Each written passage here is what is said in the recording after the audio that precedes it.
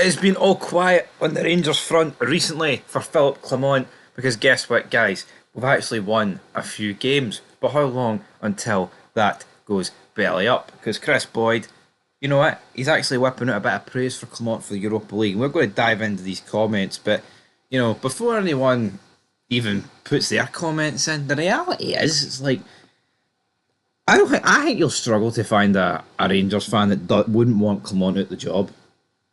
But when you're winning games of football and you're going through to like the last 16, the Europa League, I mean, I'm not. I mean, obviously, I'm still everyone's come out, but it can't be doom and gloom every match. You know what I mean? You've got to celebrate your team going through to the next round of Europa League. I mean, you've got to celebrate going to Tannadice and winning 3-1. It can't all be depression city. So that's where I will defend Chris Boyd here. And let's see what Chris Boyd said. Alright, let's see what Chris Boyd said. Now, first of all, he's talking about Rangers' hopes going forward in the Europa League. He said regarding their run getting past USG, and I quote, "It's a huge achievement. It's not been the easiest of campaigns in the Europa League for Rangers, but you've got to give Philip Clement and his players a lot of credit because they found a way to get through into the last 16, and you just never know. We've said it before, it's about the luck of the draw and seeing where it takes you, but I do think it will be very difficult to replicate what Rangers did a few years ago." End of quote. Yeah, Rangers, we will need the luck of the draw, but on the flip side of that, I guess you could turn around and say that, you know, the four teams in the top eight we've played, we drew with Olympiacos, drew with Tottenham, got beat 2-1 by United, and the outliers Lyon, right? But, I'm not going to turn around and say here, we're light years better than what we were at the start of October. But I do believe we're better. You know what I mean? We have like reintroduced the likes of Hadji, Clinton Nassau, they'll be in the Europa League squad. Igamani's now in the team. And Tierney's better from that point. So I think if we played Leon now across two legs, we would definitely stand more of a chance. But yeah, you get an easy enough draw, and if we get an easy draw, right, and looking at the four teams we could get potentially, if you get an easy draw in the last 16 and get another one in the quarter final, that's you into the semis. You know what I mean? We've done a really good job here of getting this top eight because now we don't have to worry about the knockout round, and instead of Rangers are going to need like three easy draws here to get through. Here, even if you get a tough one in the quarter, right, you win it. You're into the semis, and it's like right 2 games away for a final.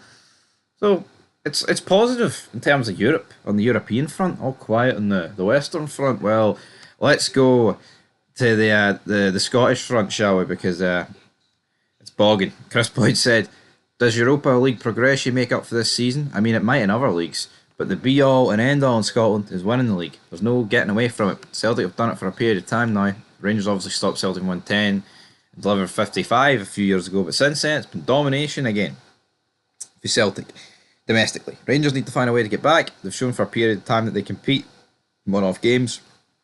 But that's not good enough. You've got to compete over the course and distance of a season. You've got to get that consistency in your game and win games of football domestically. Yes, it's great to have European runs and the money that comes with it, but Celtic have got into the knockout stage of the Champions League as well, which is a huge step for them, considering it's been a number of years.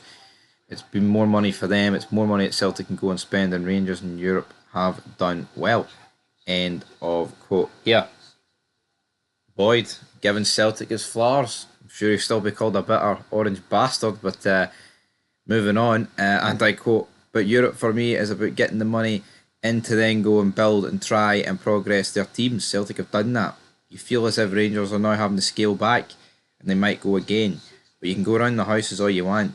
The be all and end all in Scottish football is winning that league title at the end of the day."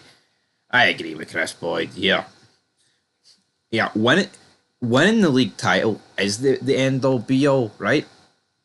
Even if Rangers win the Europa League this year, it's a fantastic achievement, right?